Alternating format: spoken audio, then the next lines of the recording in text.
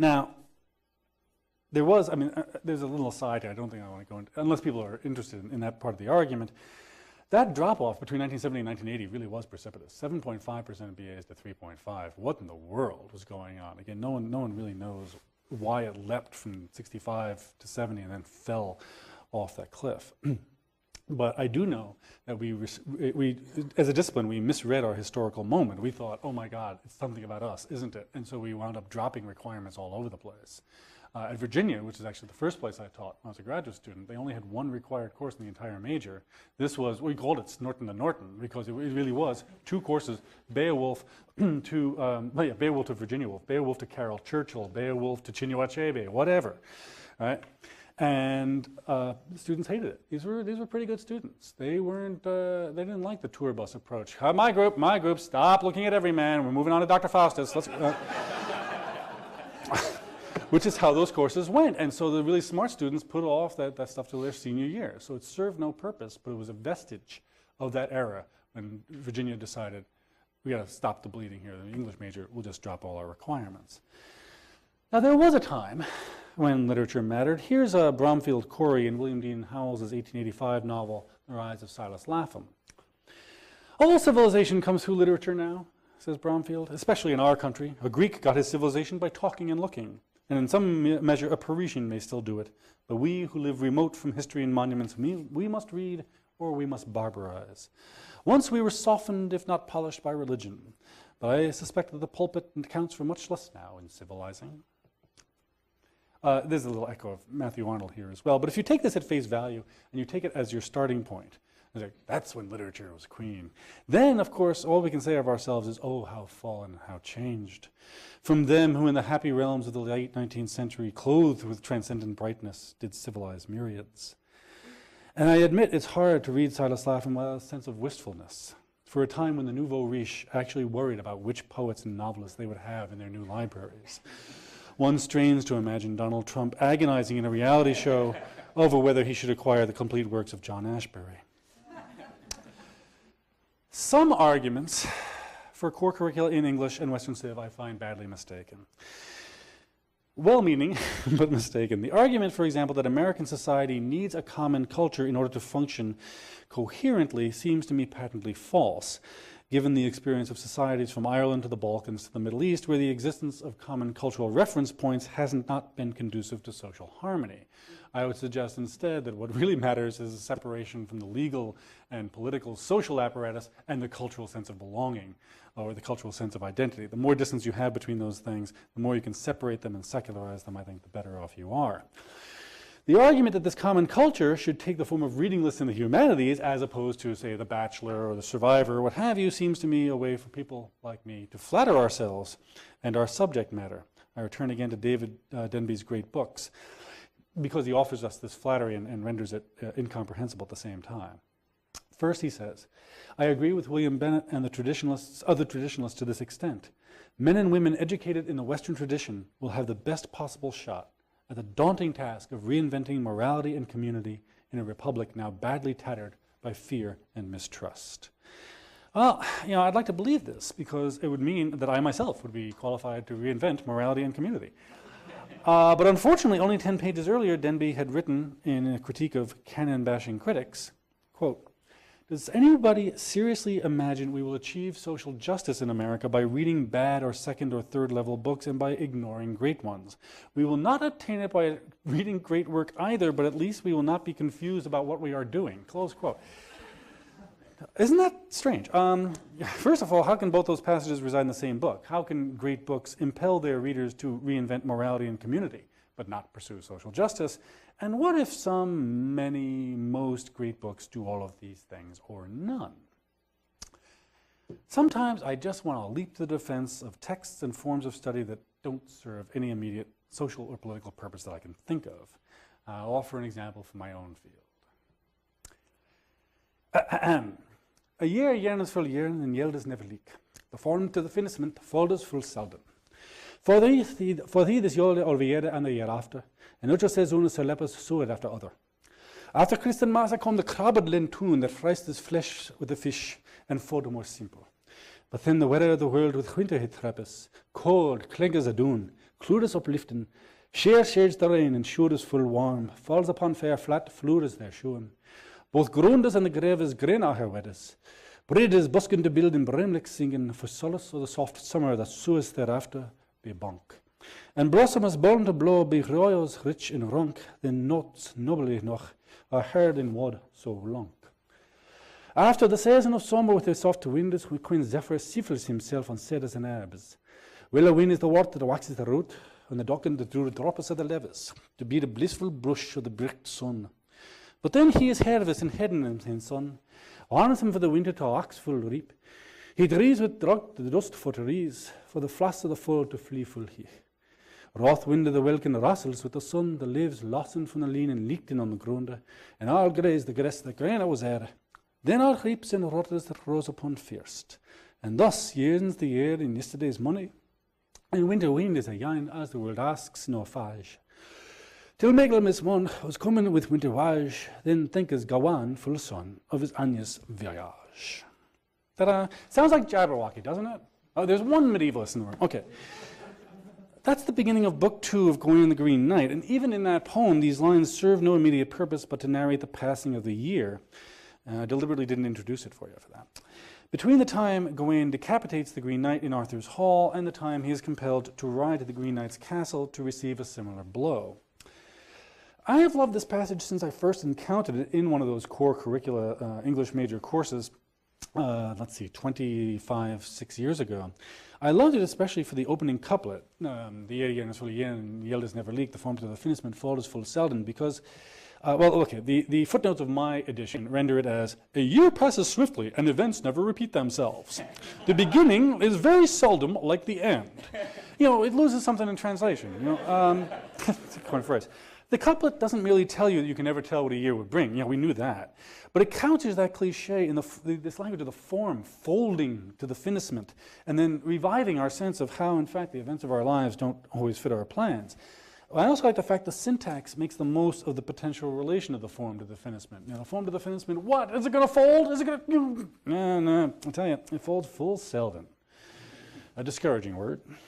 And leaves out at the very end of the sentence, and we imagine maybe this once that things will work out as we planned. And of course, I don't need to add, the language of Gawain is a kind of English you just don't hear these days. Even if you're familiar with Middle English and are inclined to line up that sumptuous rendering the seasons with the comparatively much more famous opening lines of the Canterbury Tales, wander up with the shoot of sort, the dark, the march at Petsu to the rota, and bother every vein, switch liquor, etc., etc. You know the rest. Come on, we go on.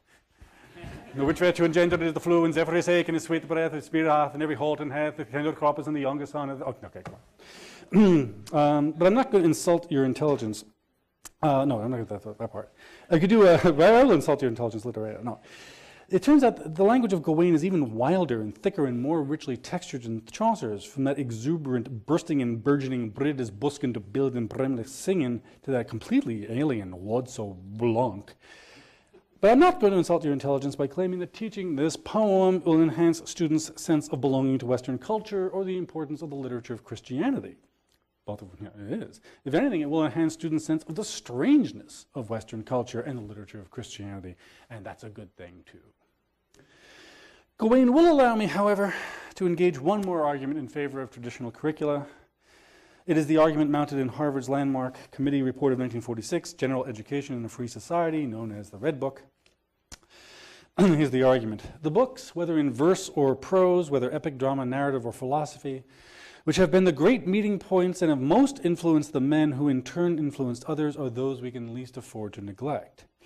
It is a safe assumption that a work which has delighted and instructed many generations of ordinary readers and been to them a common possession, enriching and enriched, is to be preferred to a product which is on its way to limbo and will not link together even 2 school generations. Close quote. This argument has real merit. I don't mean to dismiss it at all. I have 2 quibbles with it. One, it's predicated, if you go earlier in the paragraph in the Red Book, on yet another version of the common culture belief, thesis, the belief that, quote, this is the book, ours is at present a centrifugal culture in extreme need of unifying forces, close quote, and they're not thinking about the Super Bowl. 2, the other quibble, it can also serve to shut down the hermeneutic process by which we continually reinterpret our past, assuring us that the test of time has already been conducted, we simply showed up too late, to propose reading the Book of Marjorie Kemp along with Gawain. But even though a core curriculum at Harvard or anywhere else can't actually unify the nation the way James Conan Bryant hoped it could, Brian Conan, I have good news for traditionalists. It doesn't really need to. Excuse me. It can serve the more modest, but more immediately useful goal of giving one college's undergraduates a common foundation of reference. And here, I don't see why more humanists, traditionalist or not traditionalist or anything else, don't get up and argue in their own self-interest. I mean, this is a completely self-interested argument. And for some people, that taints it. I think it makes it better. The humanities faculty at Columbia, for instance, work with the enviable luxury of knowing that in every class they teach, they'll be dealing with students who have already read or are in the process of reading or are supposed to read important works in Western literature and philosophy. You can presume that body of knowledge and reference in every single class. Imagine the pleasure of going in to teach a class on a loopy quasi-postmodern novel like Nabokov's Pale Fire and knowing that when you draw on Book 2 of Don Quixote for analogies, everyone in the room knows what you're talking about and can contribute to the discussion, even the engineers and the business majors. It would be something like the pleasure I felt 2 days ago when I was teaching another loopy quasi-postmodern novel, Paul Auster's Mr. Vertigo, which opens with a mysterious character who makes our hero an outlandish promise and adds that if he fails to live up to the bargain, our hero, Walt, can chop his head off with an axe. And one of my students remarked on the similarity to Gawain. Doesn't happen every day. Now, of course, and this is not a trivial point either. It's not just catch that illusion. You get 5 points for getting the Gawain. It's also because if you catch the illusion, you're set up for what kind of novel this is going to be and how strange it really going to be. It really is, especially for something published in 1994. Now, of course, that kind of required core curricula, either in the humanities as a whole or in a single department, won't work at every university. There are, I'm told, some 19 and 20-year-olds out there who will resist mightily any subject that is required for graduation, even if it would be an advanced seminar on downloading music from the internet. But serious students would benefit from a coherently designed curriculum in the humanities, as would those of us on the faculty who care about our serious students. 2 more points. The canon and the curriculum don't have to consist of the best that has been known and thought in the world. That's okay, but it also can occasionally consist of some of the second, third, and fourth best, if that's pedagogically useful. I'm thinking here not only of Everyman, but of Defoe's Robinson Crusoe. Really not a great work of art, either one of them absolutely central to English literary history either way. The idea behind the curriculum should be simply this. People who hope to think seriously about their place in the world have a positive obligation to verse themselves in the history of human thought and achievement. This also means they have to be scientifically literate too.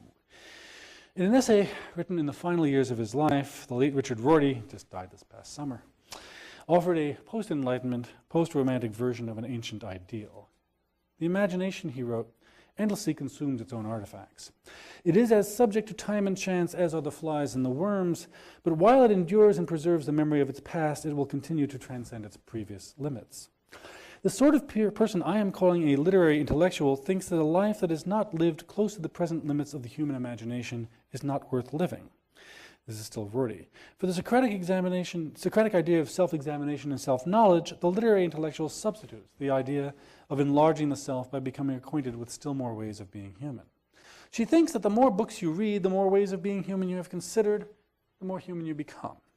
The less tempted by dreams of an escape from time and chance, the more convinced that we humans have nothing to rely on, save one another. The ancient ideal, that's Rorty. The ancient ideal, of course, is homo sum humani nihil me alienum puto. Nothing human is alien to me, or should be. And you know, okay, what if in the course of learning about these new ways to be human, our students get acquainted with some forms of life and ways of thinking that we might find abhorrent? I would certainly hope they do. Maybe even in the Oresteia or the Iliad. You never know. But I'll close with this, on which I would hope all parties might be able to agree, no matter where you are on the canon debate. We literary intellectuals, as Rorty's term, haven't tried nearly hard enough to convey to our own students or to interested onlookers how truly thrilling the pursuit of literature can be, and why they should keep reading widely even after they graduate, whether they read literature in the sense of imaginative writing or in the broader sense of the entire field of things written. Because that's one of the thrilling things about the pursuit of literature. It's not like you're ever going to catch up to it. Our subject matter covers most of the known world, from history to psychology to physics, and in some cases features of worlds not yet known to history or psychology or physics. My mimesis is a staggeringly capacious thing.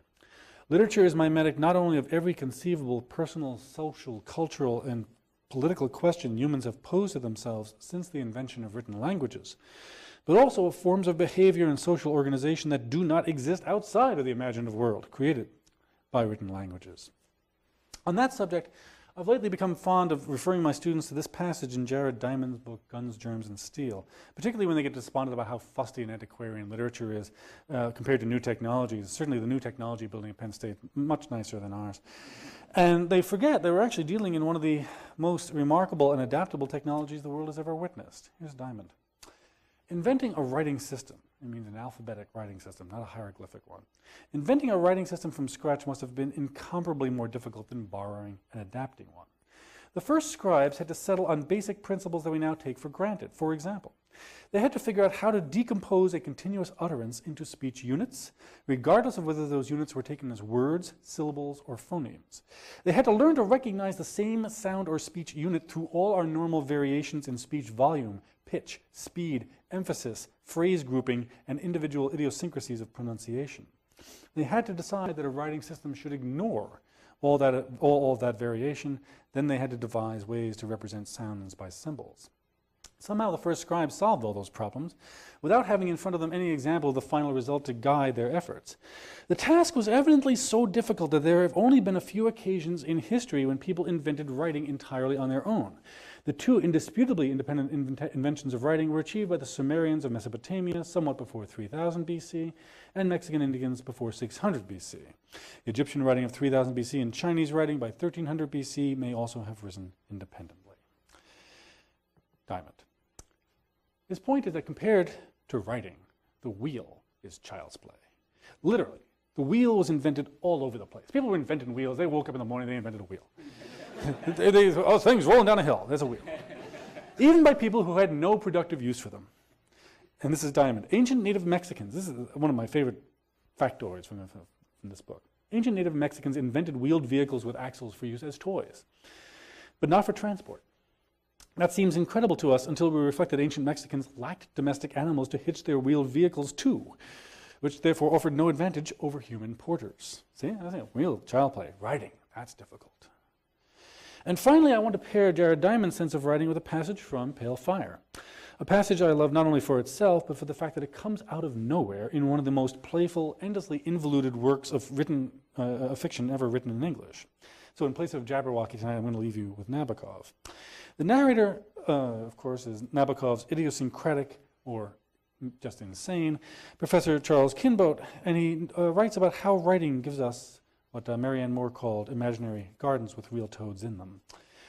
We are absurdly accustomed, he writes, to the miracle of a few written signs being able to contain immortal imagery, involutions of thought, new worlds with live people, speaking, weeping, laughing. We take it for granted so simply that, in a sense, by the very act of brutish routine acceptance, we undo the work of the ages, the history of the gradual elaboration of poetical description and construction from the tree man to Browning, from the caveman to Keats. What if we awake one day, all of us, and find ourselves utterly unable to read? I wish you to gasp not only at what you read, but at the miracle of its being readable, or so I used to tell my students.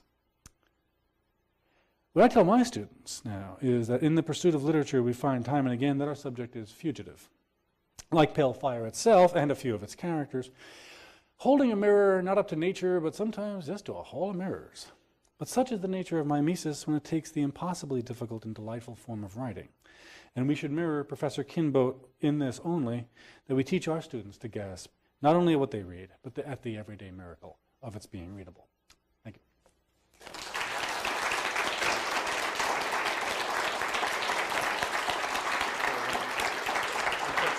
Oh, sure.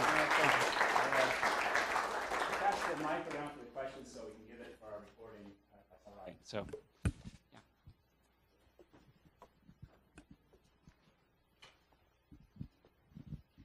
thanks for your talk. Very interesting. I want to go back to the notion of the canon wars and some of the underlying assumptions. And the one that I've always found astounding is the idea that something that we do in the classroom is presumed to be so powerful that it shapes students' lives from then on. I used to teach a lot of technical and business writing in which students wrote cover letters for jobs and job resumes and so on. And the most frequent phrase that I was always editing was they would say, well, I was exposed to great literature, or I was exposed to cultural diversity, or I was exposed to this. And that image of students, somehow Shakespeare is flashing these students, they were exposed, and somehow this endlessly, changes their existence. I think it gives us an amount of power that I never thought I had, and certainly when grading papers, it never seems to me that I've had the power that's being ascribed to me. But the other assumption is the assumption that having, the right Norton anthology with the right contents, table of contents, is in and of itself a guarantee that students get exposed to great literature. And a case in point, when I was a sophomore in college in the 70s, I took an elective course called Bad Poetry, and the Norton Anthology of Poetry was the assigned book. It was a trick class by a visiting poet. Basically, the idea of the course was week by week, students were assigned to find a bad poem in the book and talk about why it's really bad. And what you were really supposed to do, and I only figured this out long afterwards, is I was supposed to pick Keats, right? This was the point of the course. Wrong. No, this poet had an axe to grind, in other words. But and so I'm a stupid at the end sophomore. of the year, we had to use the axe on him. Right. I was a stupid sophomore, and I didn't know, what he was getting at.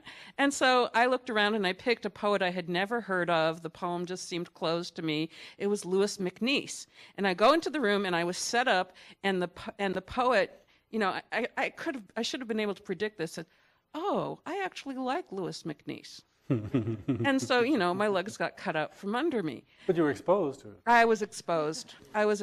So, but just the idea that somehow because this book was on this was the book, it's such an odd assumption that what's going to happen in the classroom is somehow guaranteed to produce some effect that's going to change life forever.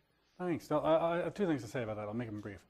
They are brief. One, that a colleague, my first book was all about canonization and the process of contemporary literary reception. And a sort of skeptical older colleague of mine in Illinois threw cold water all over me one day and said, we should have the canon debate on the last day of the semester, watching the students go back to the bookstore to resell their books. Let's have it then. And we'll see just exactly what kind of power we have.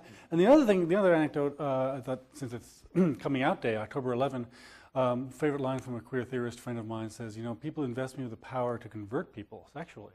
I can't get them to do the reading. Having said that, though, I think a sort of a dose of reality, as I've gestured a few times in the papers, is a good thing. But occasionally there are these moments where that students do remember. It's more occasional than we would like. The number of students who come back and say, Gawain really moved me. Not very often, but I can count them on more than one digit. Moby Dick. I never saw this going on in my Antonia. It's one of the few things, one of the few areas where you actually, especially now that email allows everyone to get in touch with everyone else at all times, you actually do hear from people 10, 20 years later. So I don't want to undersell that entirely. I was thinking, as I was working on this over the last week, I went back in some of the people that Rachel Donadio had quoted, and I found this wonderful bit from Mark Lilla that sort of takes it out of our hands. His line was, the best reason to rely on the great books in liberal education is that they are almost impervious to bad teaching. A great teacher can shake his or her students up with a mediocre book, but even a dull teacher will have trouble ruining Moby Dick. Most attacks and defenses of great books curricula miss this point. There is nothing sacred about these works. They do not teach moral uplift, good values, civic inclusion, toleration, or proper hygiene. Yeah, the proper hygiene part especially is really overlooked, and they are open, radically so, to interpretation and questioning. So I think the other thing to resist in the canon debate, but I haven't made this case because a lot of other people have over the last 20 years, is the reduction of the books to values that are then imprinted on students' heads, like the hand stamp. You're in the club, you've been exposed to.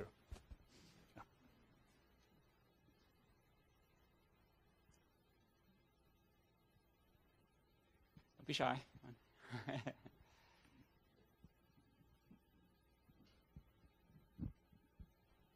But while people are thinking, Yeah. really bad teacher can kill a good book. Let's get that straight. But it's astonishing to me what students actually take away from this. I was a TA in a course that I won't name with a person I thought was just killing literature dead every week. And it was a course in 20th century literature. It was what a lineup. It opened with Thomas Mann's Buddenbrooks and wound up, I think, with Borges or Pynchon. And the thesis of the course, I am not making this up, is that literature starts off realistic and gets less so. Which actually is the Buddenbrooks is fascinating. I mean, Mann is just, well, he's a great writer, Thomas Mann. But in Buddenbrooks is his first novel. Actually, one of the things it does, it chronicles 19th century Germany, and in such a way that in the early parts of the book, there's like a lot of heavy things, a lot of burgers, there are a lot of things, there's a lot of heavy wood and plate. And in the end, it gets more and more sort of almost neurasthenic until there's a character, the last of the Buddenbrooks, really too frail to live. And this is something that Mann will carry on in Death in Venice. So you could teach this thesis basically in the book itself. You wouldn't need these other 12 books, right? And I talked to students, being the TA and all, outside of class. They loved every aspect of the course. I said, really? Why? And they said, oh, we don't even listen to that. The books are just so great. So it is possible, but that's another thing that drops out of this about the canon debate, as if the books really sort of come in this packaged way that can be reduced for easy consumption and exposure. Yeah. Your courses sound really interesting and indeed expensive, so I just wanted to know, what about the syllabus? Like, what's your principle? What guides you? Oh, goodness. Well, one of the reasons I had a line here and I took it out about, because again, I don't know where you are in your curriculum debate, about people like me who teach at places like Penn State and Illinois. If we care about gen ed, either we've made a separate piece or we've given ourselves over to a life of pushing the rock up the hill. Right? And I've done the rock bit in various contexts. The last time I think was trying to bridge this arts and humanities curriculum at Illinois. The reason I'm answering this way is unless you are working in something like a coherent curriculum, you are basically working on an assembly line. Your job is tailorized for you in the most appalling manner. And every once in a while, especially in Illinois, where Illinois has incredible bench strength in Americanists. And for me, even to reach back before the Civil War and finally get to do Scarlet Letter for the first time since graduate school, I had to knock on the door. Okay, I do Scarlet Letter. Not going to be too many Scarlet Letters this semester. Okay, good. And it also leads to the fact that I was there when the first graduate students started assigning Zora Neale Hurston's Their Eyes Were Watching God, which wasn't an easy task because it was out of print in the early 80s, and it was brought back by University of Illinois Press. But it also led to the phenomenon where one semester there'd be 12 Zora Neale Hurstons on display. And last time I taught Maxine Hong Kingston's The Woman Warrior, I've reread that book, and I think it has much to say about disability and cognitive impairment as it does about patriarchy. And one or two students on the evaluation said, that's a great point, but I've already read this thing 2 times. And I can't compensate for that. I try to shuffle up my syllabus among my core of 60 or 70 works. I'm really working in 1865 forward. For me to get the permission and protocols to go back and do Gawain again, I would take a small military takeover in my department. Although that's not true. If I really wanted to wrestle them away from an early modern person, I suppose I could. But what I do is draw on about 60 or 70 works of American literature, mostly fiction. I'm down to really a handful of poets, and I don't think I've ever taught the same syllabus twice, but it really is just a matter of what I'm basically shuffling through over the last 4 or 5 years. If I could look ahead of time at what the other course offerings would be and peg them to then I could work around other people's assignments, and so we could actually put into practice the kind of inclusivity I'm talking about, where we actually could have a case where basically people either read the same thing, maybe they read a couple things twice, but they read as broadly as they possibly can. But otherwise, I'm just working on my own syllabus with my own corpus of, like I say, about 5 or 6 dozen major works. I do I've thrown in works that are really not all that good. And I've taught them once, and I feel every once in a while I should write to those students 5 years later and say, you know, that experiment didn't work. I'm so sorry. House on Mango Street, teen book, really. Nice enough, but not a college curriculum kind of thing. Sorry. Never happened again. You brought me back to Columbia in the 1980s, where I made some different choices as an undergraduate, faced with the English major, and faced with the survey I remember so well that you described, the seven courses in British and the 5 courses in American. I made a fateful choice to really polish up my French and become a comparative literature major, because at the time you could be a comparative literature major comparing 3 national languages such as British, American, and French, right? It was this huge, yes. It's a huge loophole that, a whole lot of us kind of danced through to avoid the English literature survey, which I've been trying to make up for ever since. But the fascinating thing about that experience to me, though, is that at the time it brought me face to face with the very different texture of the canon when taught in a strict comparativist philological perspective and method, or when taught as it was in literature, humanities, and contemporary civilizations, all out of translation, with the assumption that the translations, kind of properly homogenized the texts. So I guess I wanted to ask you to speak to that, that problem not of availability when it comes to the canon, but that problem of language, and to the question in general education of to what extent a breadth of examples just of translated literature is what constitutes a wide range of learning, and to what extent it's actually a whole set of, let's call them languages, technical means to get somewhere that you couldn't get otherwise. Okay, we're not leaving till no. So, that's a fabulous question. Thank you. The first thing I have to say to it is if I marshal my thoughts, as if English weren't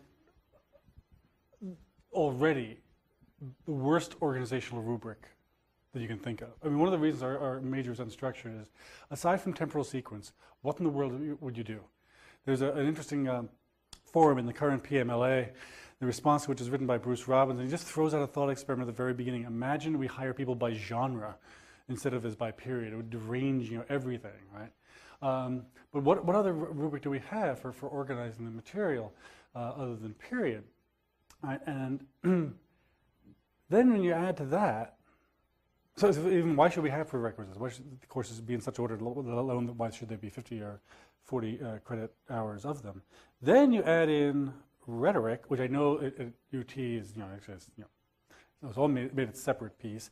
And then in Columbia, this is my way of explaining to everyone who doesn't know this, Columbia's department is actually a department of English and comparative literature.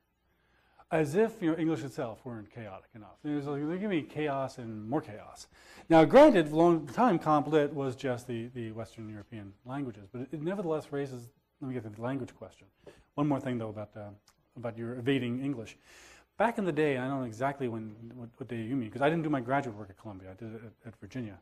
At Columbia, the graduate students I knew in the early '80s dreaded this Sluicegate major authors exam, in which the major authors were Chaucer, Milton, and Shakespeare. That's it. And the idea behind that, which is a good idea, that you master not only the body of one of these major writers, but the entire corpus of criticism on them over the past couple of centuries. So you can see why people would dread this.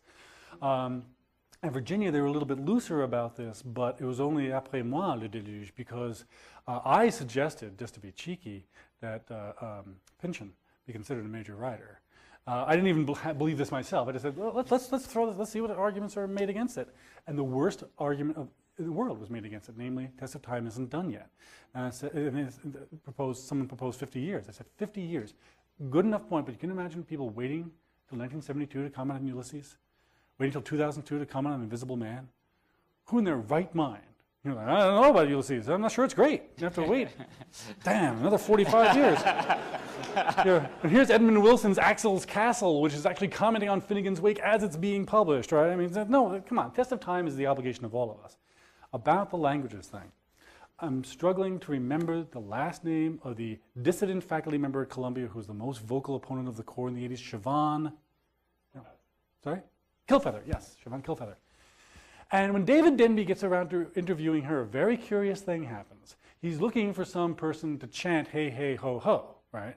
And Siobhan Killfeather hits him with, first of all, these are works in translation. You're reading them on the cheap.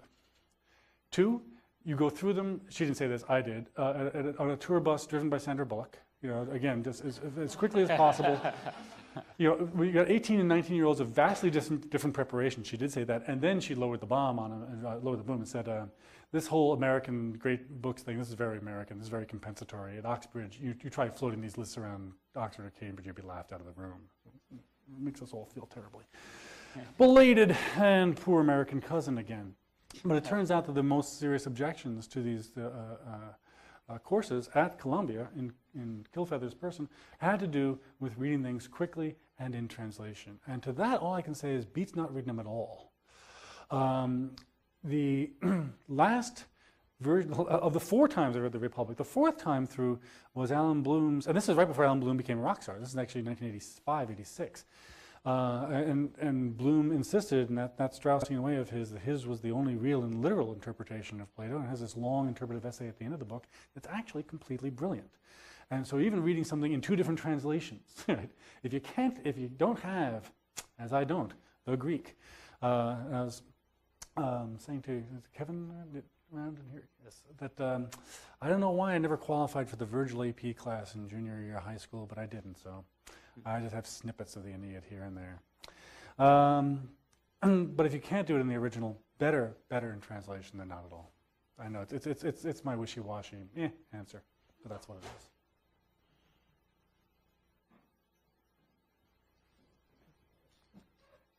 Okay. This person here? Oh, yeah.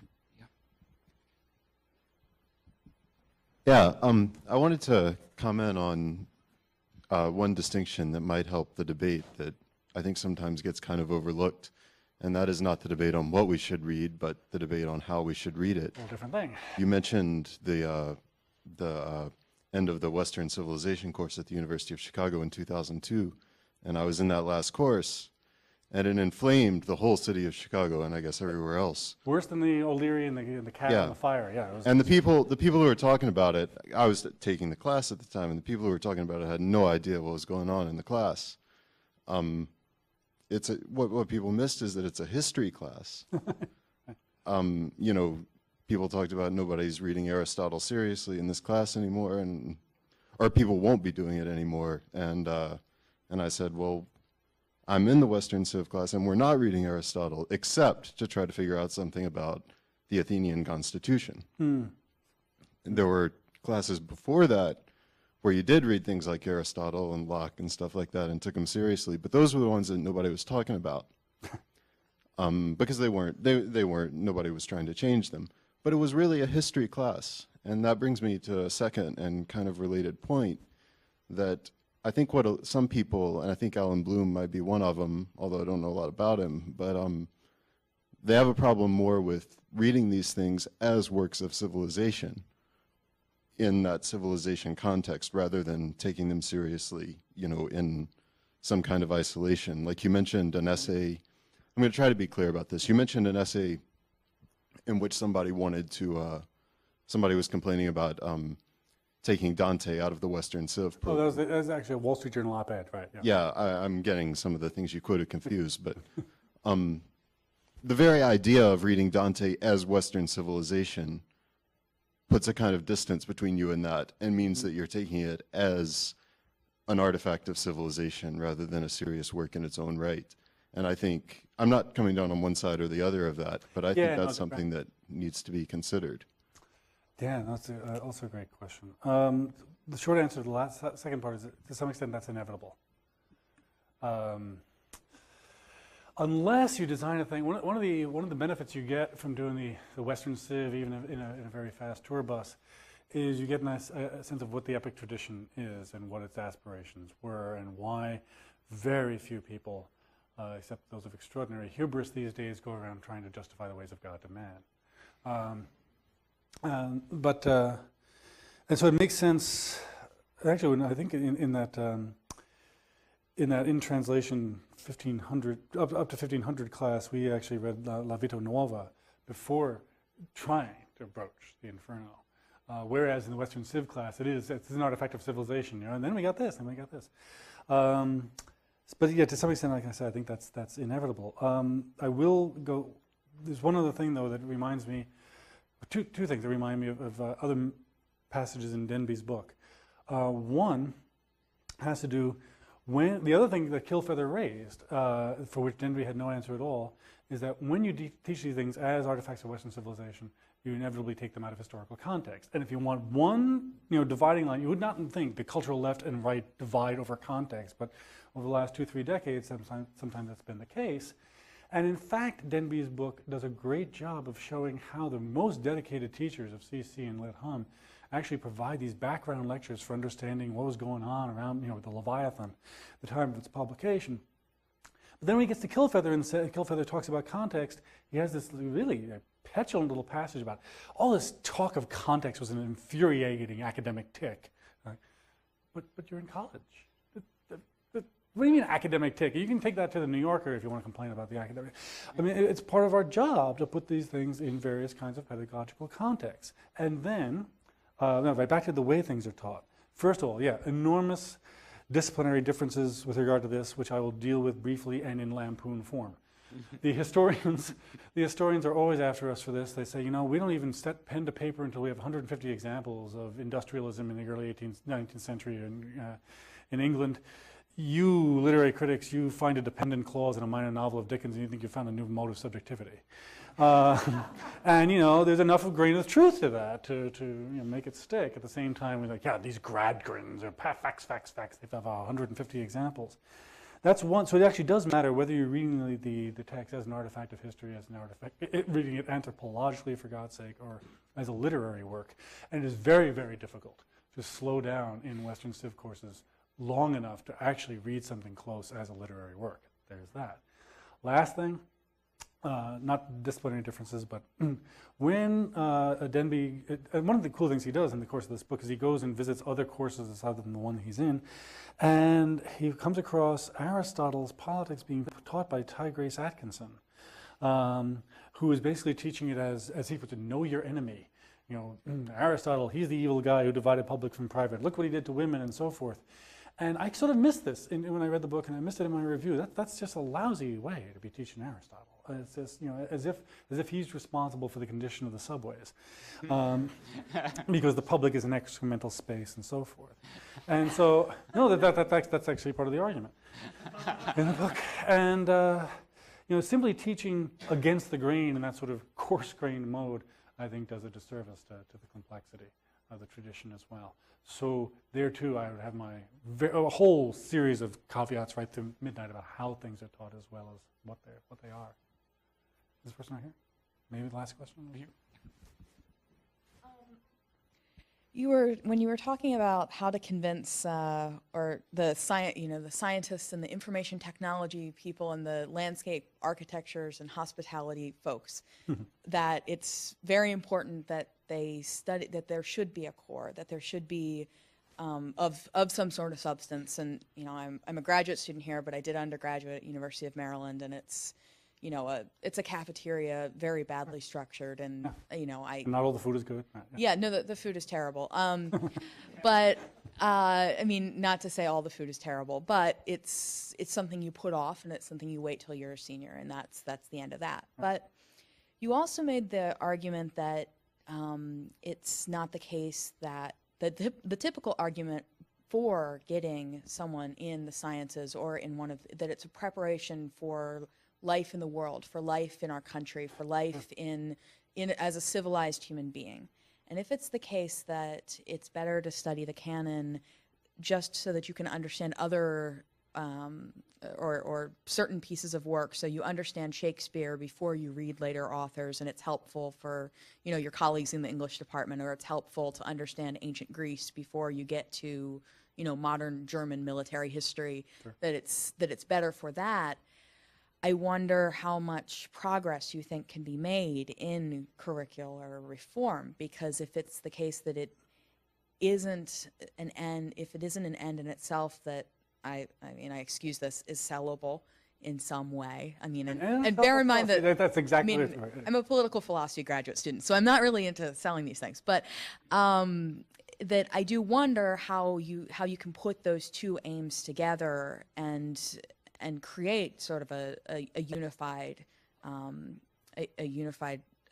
block. Because I mean, you mentioned the Red Book of Harvard, and the first talk of the Western Civ lectures was by a man who was involved in that, and he didn't really, even he wasn't entirely sure what to say, and I mean, it was a great talk, but he wasn't entirely sure how it could fit together, and I wonder what you would have to say about that, given how it all fit together. Okay, no.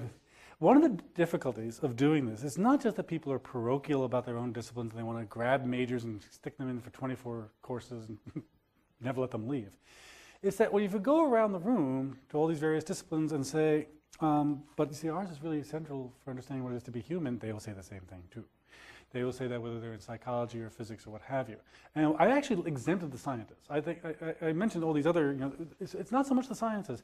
The worst I can say about the sciences in my history is that their idea of the humanities is so idiosyncratic. It's not that they're against us. They're just sort of, it's your Proust I like. I mean, really, and in translation too. Seriously, the one thing, there was this enormous initiative in Illinois. Its real purpose was to give people NSF give funding after they'd lost NSF funding. Since we're not eligible for NSF funding, but it was called interdisciplinary anyway. And after 6 or 7 years, if they were finally embarrassed at the fact that every single thing they'd funded was basically in the life sciences or in physics and chemistry, and so they gave one thing to Proust 2000. You just never know what they're going to, what they're going to like. Why Proust 2000? Again, it's sort of blindfold and dark. But that's the worst thing I can say about the sciences. The best thing I'm going to say about them is that you actually do need a working knowledge of physics, chemistry, and the life sciences to be an informed human. Knowing a few things about math wouldn't hurt either. And in fact, sorry? No. I don't know. I'm going to go that far. No. No. Certainly knowing. Basically, do you need to know calculus? Well, yeah, if you're going to shoot a cannonball and do Leibniz all over again. Well, but certainly basics of every single field. That's what the idea behind Gen Ed was. How to put it together? Well, I don't think really, despite the fact that there was the glory that was Greece first, and then the grandeur that was Rome. I really don't think that much of the humanities need be cumulative in that way. I do think you can turn to the scientists and say, look, some of your greatest scientists, ranging, from Bohr to Steven Pinker, I just pick people at random. It's not as if they're not in dialogue with the humanities, or for that matter, Stephen Jay Gould also comes to mind. And being able to just maintain some working knowledge of what where sciences came from. I'm sorry, I'll go on a whole tangent about this, but I'm a sort of astrophysics geek who goes up to about 1930. After that, it gets much, much too complicated for me to understand. I just repeat whatever they tell me. And the last time I ran this by is a astrophysics cosmologist friend who taught at Chicago, and I said, can you please explain to me the part I never get about Brian Greene's elegant universe is why there's an 11th dimension in the string theory. And he says the short answer is that there's an 11th dimension because Edward Witten says there is, and he's really smart. So at least I have a glib line for that. But I do think that it's imperative to at least stay informed, even about fairly useless things like astrophysics. When we, on our wing, when we think of the sciences, we think these people, they're patenting things, they're discovering things, they're curing stuff. Yeah, some of them are. Some of them are just looking at the sky, trying to figure out what all that dark energy is. We have no idea what use of that information is going to be, but it's every bit as speculative and weird as anything we do in English. And that's why I love it. But at the same time, one of the guys who was under attack for not attending to undergraduate instruction at Illinois, in one of the Chicago Tribune's attacks on us, was Paul Lauterbur, who actually invented MRI. He has a sort of lifetime pass when it comes to utility. Okay. And when the other John Bardeen was a faculty member at Illinois, he invented the transistor. You know, and Illinois has been coasting on those Nobel Prizes ever since. And so when you ask them, you know, well, what is this stuff about dark energy? They say, go on, kid, we invented the transistor. But the truth is, a lot of what the sciences do is not directly useful in that way. And the same kind of case has to be made for it. The same kind of appeal to a well-rounded person that you would make for someone being at least acquainted with a little bit of what Hegel wrote. Well, I apologize for putting the sciences in then, but Okay. if you could speak to perhaps a more technical, sort of professional kind of program, just the business school, the other schools that are not only Sometimes we, sure, I wonder, it was mainly the sciences that yeah. it was mainly Okay.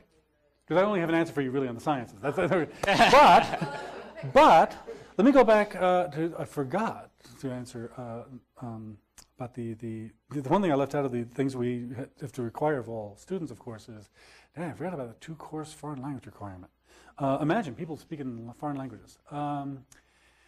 And in the MLA, we are fond of saying foreign language study is up. What that really means is that Spanish is doing well. And there's been like a 900% increase in people wanting to study Arabic.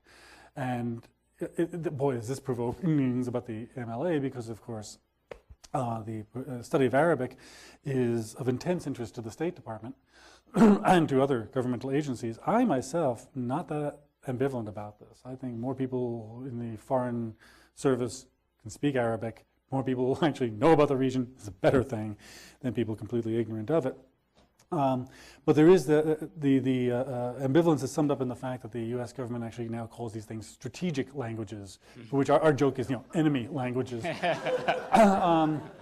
But meanwhile, while Arabic is big and Spanish always is, German, French, Italian, Slavic languages, some places are just dying on the vine, and no amount of statistical flimflammery can hide that. And so we have made this deal with well, no, maybe not be the devil. It takes many forms. French for finance, German for engineering, of pegging the language study to something more directly international and useful. And whether or not that's an instrumentalizing of, in other words, people are not going to be reading Baudelaire. They're doing French to, you know, open the branch office or whatever. It remains to be seen, and sometimes it's the only way you can make your peace with the professional programs. They're just not going to be persuaded that the sort of well-rounded person is in their best interest. The only time I've seen an exception to that, and fortunately there is one at Penn State, is when someone gets the sense that a sense of business ethics might be a good thing to get the philosophy department involved in. And so one of the things we got going at Penn State is this thing called the Rock Ethics Institute. I actually gave a presentation on postmodernism and incommensurability about belief systems that, you know, don't match up anywhere at all. The guy who came up and just jumped out of his seat and said, I really want to hear more about this, was the founder of the Rock Institute. Why? Because he's an oil man. And he says, we deal with incommensurable cultural beliefs all the time in my business. And that's why I founded the Rock Ethics Institute. So occasionally, a sort of applied philosophy, you know, under the heading of ethics, gets in there the way that French for finance does or German for engineering. And I'll say the same wishy-washy thing I said about reading foreign works in translation. Beats nothing at all. Oh, I'm going to have to cut it off now. And Dr. Berube, I want to thank you so much for what a very rich talk. I'm so glad, I hope, it's on the web so I can go back and look at it again later. Because I definitely want to I think I revisit signed that it. form. And especially as the director of the series, I'm so grateful that your talk was so on point. And you obviously prepared hard to give this for us. So miracle of the let's thank internet. you very much for